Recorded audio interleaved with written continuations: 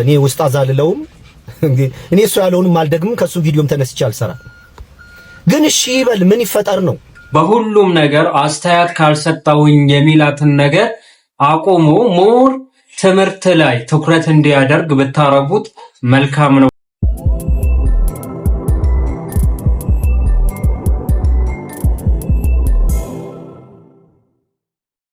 ቢስሚላህ አልሐምዱሊላህ ሰላቱ ወሰላሙ አላ ረሱሊላህ ወአላ አሊሂ ወሰህቢሂ ወመን ዋላ።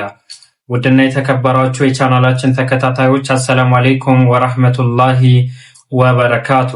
ዛሬም የጌታችን ያላህ መልካም ፍቃድ ሆኖ ለእናንተ አስተማሪና ቁም ነገር አዘል የሆኑ ቪዲዮዎችን ይዤላችሁ ብቅ ብያለሁ። እስከ ቪዲዮአችን ፍጻሜ ድረስ አብራችሁን ሁኑ። እስከዛ በመለቃቸው ቪዲዮዎች ላይ አስተያየት ጥቆማ ካላችሁ ኮሜንት ስር በጨዋ ደም በወንድማዊነት መንፈስ ማስቀመጥ ትችላላችሁ። እንዲሁም ደግሞ የምንሰራቸው ቪዲዮዎችን ተደራሽነት እንዲኖራቸው ላይክ እንዲሁም ኮሜንት በማድረግ የበኩላችሁን አስተዋጽኦ እንድታበረክቱ በአክብሮት ተጠይቃለሁ። ቪዲዮአችን ከመሸጋገራችን በፊት ይህን ቪዲዮ ሙሉ ሳታዳምጡ ወገንተኛ ወይም ደግሞ የስሜት ቀንበር ውስጥ ገብታችሁ መንጋ ሆናችሁ ዝም ብላችሁ በጭፍን ኮሜንት ከምታረጉ ሐሳቤን እስከ መጨረሻ ሰምታችሁ ከዛ በኋላ ሚዛንን የሚደፋውን ሐሳብ ተቀበሉ እላለሁ። እስቲ ወንድም ተድላ ዛሬ የምናወራው ስለምንድን ነው? ነገረ ሰለምቴ የሚል ይሆናል። እንግዲህ ቲክቶክ ዓለም ውስጥ እኔም ንጽጽር ሰራ ነበረ። ከቅርብ ጊዜ ወዲህ ግን ትቼዋለሁ። የተተውኩበት የራሴ ምክንያት አለኝ። ነገር ግን አሁን እየተደረጉ ያሉ ነገራቶች በጣም ያሳፍራሉ። ለምሳሌ ነገረ ሰለምቴ ስል ሰው ከሰለመ 3 ዓመት ሞልቶት ከሰለመ 7 ዓመታት ሞልቶት ፋቲሃ አልቀራም ሸሃዳ ማስያዝ አይችልም። ነገር ግን ዳይ ኢማጂን አድርጉ፣ እሱ ጥሪ አድርጎ ሸሃዳ ማስያዝ ሳይችል ነገር ግን ዳይ ክላሽ ያደርግም። ይህ ፋክት ነው። እውነታን መቀበል አለብን። እነዚህ እነማን ናቸው ስንል ኢሜጅ ያላቸው ሰዎች ናቸው። ለጊዜው ስማቸውን አልጠራም። ነገር ግን ይህን ነገር ማታስተካክሉ ከሆነ መንጋ ዝም ብሎ እየተከተለ ስለሆነ ስማቸውን ከመጥራት ወደ ኋላ አለ። ነገር ግን ዛሬ በሚያሳዝን ሁኔታ የሆነ ሰው ይሰልማል። ከሰለመ በኋላ ህዝበ ሙስሊሙ ዘንድ የሚሰጠው የተጋነነ አክብሮት የተጋነነ ክብር ሰለምቴዎች ራሱ ትኩረታቸው ከትምህርት ይልቅ ሚዲያ ላይ ያደረጉ ነው። ለዚህ ደግሞ ማሳያ ይሆን ዘንድ ዛሬ ወንድም ተድላ እናምጣው። እስቲ ወንድም ተድላ እንመልከተው። እስቲ ስለ ኡስታዝ ወሂድ በቃ ቢደብረኝም ፍላጎት ባይኖረኝም ልናገር። በጣም ብዙ ሰው ነው ላከልኝ። በተለይ በጣም ያሳቀኝ ብዙ ክርስቲያኖች ልከውልኛል። ሁለተኛ ደግሞ እዚህ ለተከታዮቼ ክብር ስል ነው መልስም የምመልሰው። አንድ ወንድማችን እንግዲህ ምን ሆኖ እንደሆነ አላሁ አለም እሱ ራሱ ነው የሚያውቀው። ስለ እኔ ኡስታዝ አልለውም እኔ እሱ ያለውንም አልደግምም ከሱ ቪዲዮም ተነስቼ አልሰራም። ግን እሺ ይበል ምን ይፈጠር ነው። ይህን የሰማችሁት ሰሞኑ በኡስታዝ ወሂድ በመናከብረው በኡስታዝ ወሂድና ኡስታዝ ወሂድ ቴዲ አፍሮ በተመለከተ የተናገረው ንግግር ነበር። ያንተ ንግግር በተመለከተ ኡስታዝ አቡ አብደላ ልክ አይደለም ብሎ ተናገረ። በርግጥ ኡስታዝ አቡ አብደላ እንዲህ አይነትን ኢሹዎች ያቂዳ የመንሃጅ ምናምን ኢሹዎች ካልሆኑ በውስጥ መተ በመንሃጅን ባቂዳ ከኡስታዝ ወሂድ ጋር ስለማትለያዩ መተ ብታናገረው ችግር አልነበረው። ነገር ግን እኔ የገረመኝ ተላ መጥቶ ምንም በማያውቀው ነገር ምን አለ? ይህ ኡስታዝ ምናምን ነገር እያለ ነው። ማን? ኡስታዝ አቡ አብደላ። በርግጥ እኔ አንድን ነገር አምናለሁ። ሰዎችን የመመዝነው ሐቅን የመመዝነው በሰዎች ብዛት አይደለም። ሰዎች በሐቅ ይመዘናሉ እንጂ ሐቅ በሰዎች አትመዘንም። ይህን መርህ በፊትም የነበረ ዛሬን የሚኖር ወደፊትም የሚቀጥል እውነታ። ታዲያ እውነታው የሆነ ሳለ ዛሬ የሆነ በጣም ብዙ ፎሎወር ያለው ወይም ደግሞ ተከታይ ያለው ሰው ምን ይባላል? ምንም ቢያጠፋ መንጋነትን የሚያስቀድሙ ሰዎች አሉ። ኢቭን ኡስታዙ ራሱ አጠፋሁኝ ቢል ራሱ መንጋዎቹ ያን ነገር አክሴፕት ማድረግ አይፈልጉም። ለምን እንደሆነ አይገባኝም። ሐሳቤ እዚህ ጋር አይደለም። ሐሳቤ ምን ላይ ነው? ወንድም ተላ ገና ከሰለመ ወራቶች በሚቆጠር ጊዜ ላይ ምንም አይነት ሸራዊ ዕውቀት ሳይማር 24 ሰዓት ሚዲያ ላይ 24 ሰዓት በሁሉም አጀንዳ ላይ አስተያየት ካልሰጣሁኝ ይላል። ይህን ቪዲዮ ላሳያችሁ እስቲ። ቁርአኑ ምንም ቀላል ነውና እዚያም ደግሞ ቁርአን ምናምን ቀርጬ ጨርሼ ነበር ማለት ነው።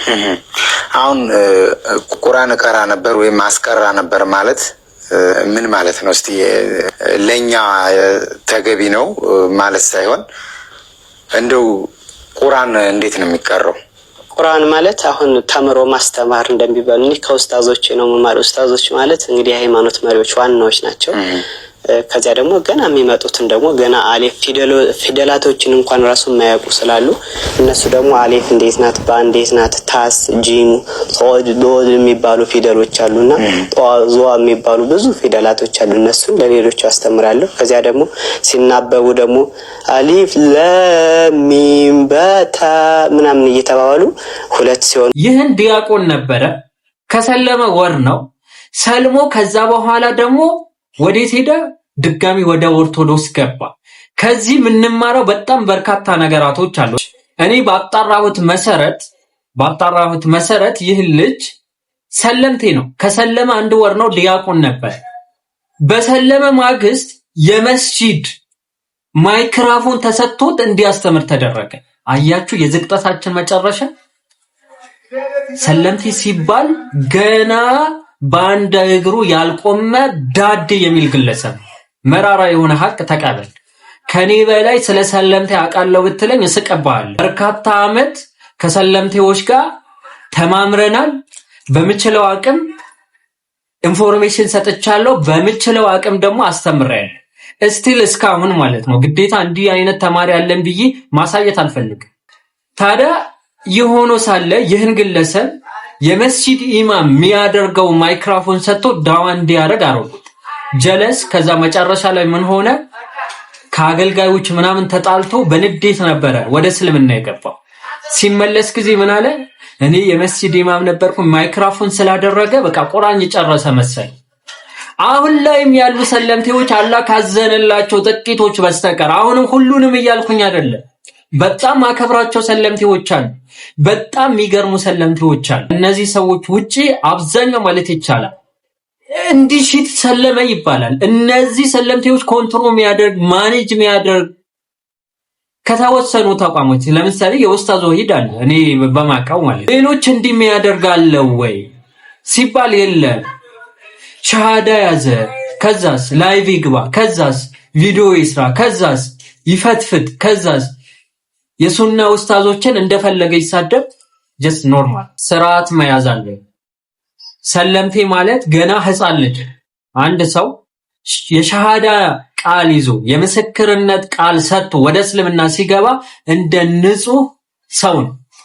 በነገራችን ላይ ወንድም ተድላ በውስጥ አዋርቼዋለሁ። አሁን ለምን በውስጥ አታዋራውኝ የምትሉ ሰዎች ልትኖሩ ስለምችል አዋርቼዋለሁ። ነገር ግን በአደባባይ ዘፈን ይቻላል ብሎ ሙዚቃ ይቻላል ብሎ መስኮት ቲዩብ ላይ እንደፈለጉ እያቀረቡ የነበሩ ግለሰቦችን ይህን ግለሰብ እዛ ላይ ቀርቦ ሴንስ የማይሰጡ ነገራቶች በነገራችን ላይ እያወራ ነበር። ሃይማኖት ውስጥ ስለገባን ደስ ብሎኛል፣ ሃይዳያ ስላገኘ፣ ለዛው ደግሞ ጀነትን መግቢያ መንግስተ ሰማያትን መግቢያ ብቸኛ አማራጭ ሆነው እስልምና በመቀበል ደስ ይለኝ። ነገር ግን ላይቭ ላይ የሰለምክ ቀን የጠየካቸው ጥያቄዎች ከዚህ በፊት የተለያዩ ፖድካስት ላይ ቀርበ የምታነሳቸው ጥያቄዎችን ጠይቀ ተመልሶልሃል። ህፃናቶች አይደለም። እኔ ጺም አብቅያለሁ ግን ህፃን ነኝ በነገራችን ትለዋለ። ጺም አይታችሁ ደግሞ ሼባ እንዳታር ሼባ ነው የማካችሁ። ችግር የለም። ቀልዱን እናቆመውና አሁን ይህን ግለሰብ ኤቲስት ነበረ። የኤቲስትነቱን ጥያቄ ሳይመለስለት ሰለም። አላህ ሂዳያ ሰጣው። በዚህ ነገር እንደሰታለን። በተለያዩ ጊዜዎች ሶሻል ሚዲያዎች ላይ የምታረጋቸው ነገራቶች ደስ ይላሉ። ባለፈ አሁን መሲ ስለ ቴዲ አፍሮ ዘፈን አስተያየት ሰጠች። አንተ መተህ ኖ ቴዲ ስለ ሀገር ስለ ፍቅር ነው የሚሰብከው ምናምን ነገር አልክ። ኢላሂ አልክ ብለሃል። በነገራችን ያልክበትም ማምጣት ይቻላል። በኢትዮጵያ ዘንድሮም አክሱም ላሊበላ እየተባለ እየተዘፈነ ነው። ዛሬም መሲቾ የማያግባባንን ሐሳብ አንስታለች። ዛሬም አክሱም ላሊበላ እየተባለ እየተዘፈነ ነው ብላ ከቴዲ አፍሮ ዘፈን ጋር አያያዛ አሁን በአክሱም ወንድምና እህቶቻችን ላይ እየተደረገ ያለውን በደል ግፍና ስቃይ ለምን ከቴዲ አፍሮ ጋር እንዳገናኘችው አይገባኝም። ደግማ ብታስረዳን በዛ ነገር ላይ ደስ ይለኛል። ቴዲ አፍሮ መዋሸት የለብንም፣ ሁላችን ትልልቅ ሰዎች ነን። ረጅምም ዓመት የምናውቀው አርቲስት ነው። በጭራሽ የራሱን ሃይማኖት አክብሮ የያዘ የሰው ሃይማኖት በስህተት የማይናገር ስለ ሙስሊም ረጅም ነገሮች ዘፍኗል። ስለ አንድነት፣ ስለ ህብረት፣ ስለ ኢትዮጵያዊነት በሱ ልክ ያቀነቀነ አርቲስት የለም። እርግጠኛ መሆን እንኳን ቢከብደኝም እንደ እርግጠኛ ሆኜ ልንናገር የምንችለው ግን ልጁ ዘረኛ አይደለም።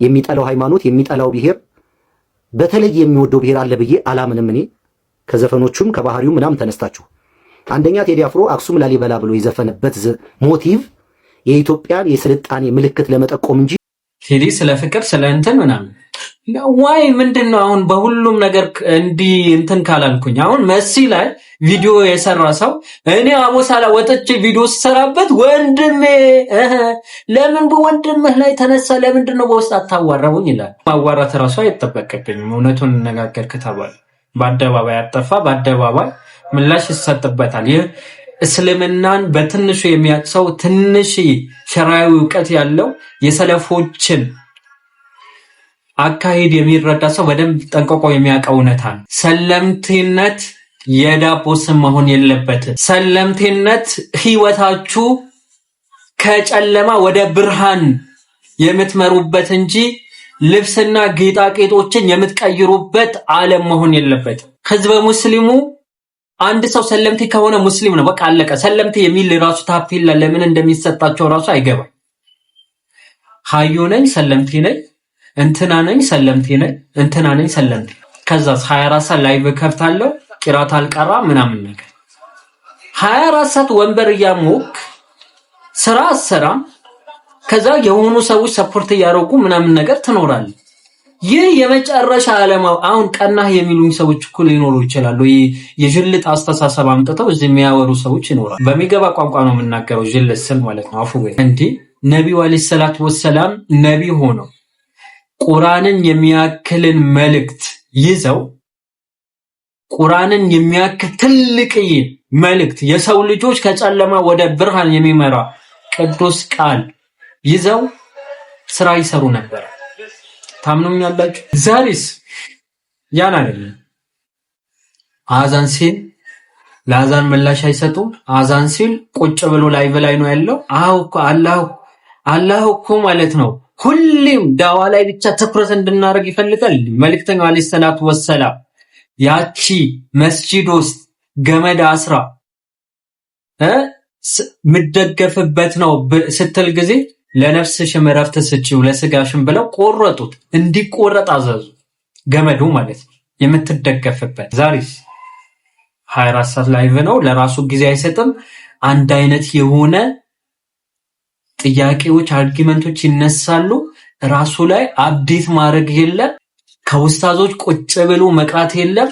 የሆነ በቃ አለ አይደል ሶሻል ሚዲያ ሲባል የሆነ ነገር ታገኙበታላችሁ። ከዛ በኋላ ደግሞ ተጠልፋችሁ ትወድቃላችሁ። ነብዩ አለይሂ ሰላቱ ወሰላም አማኝ በራሱ መብቃቃት እንዳለበት ተናግረዋል። ፋክቶ ነው የምንነጋገረው። ነጭ ነጩን የሚል ፕሮግራም እጀምርላችኋለሁ ካሁን በአደባባይ ፐርሰናል የሆኑ ነገራቶችን በአደባባይ ወንጀል ላለማስተላለፍ በተቻለኝ አቅም ጥንቃቄ ያደርጋለሁ። ዛሬ ላይ የምናየው ግን ያን አይደለም።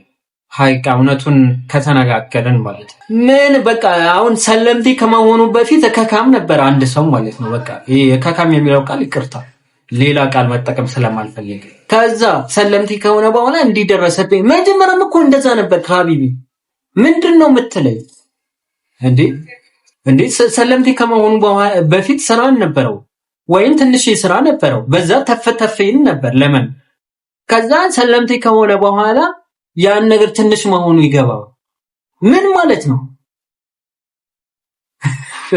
ታዘቡ እስቲ ወላይ ታዘቡ። ሰው ሸራዊ ዕውቀትን ሳይማር እኔ እንትንን እረዳለሁ ድርጅት ይላል። ድርጅት ይከፍት። የጊዜ ጉዳይ ነው፣ ጠብቁ። የጊዜ ጉዳይ ነው። አላህ እያንዳንዱ ነገር ያጋልጥ። ጊዜ ፈራጅ፣ በነገራችን ጊዜ ፈራጅ። ምናልባት ፍርዱ እዚህ ዓለም ውስጥ ላይሆን ይችላልና አንዳንዳችሁ ታውቃላችሁ። ዳዋ ቢዝነስ አይደለም። የውላችሁ ብትሰርቁ ይሻላል፣ ብትዘርፉ ይሻላል፣ ብታሙ ይሻላል፣ በተለያዩ ወንጀሎች ብትወድቁ ይሻላል። ወደቁ እያልኩኝ አይደለም። የዲን ነጋዴ ከምትሆኑ ዲንን ከበር አድርጋችሁ ከምትሸቀሙ መስለሃና መፍሰዳ አመዛዘን ነው ዝም የምንለው እንጂ ብዙ ነገር የምናውቀው ነገር ነበር። ለጊዜው ትተነዋል።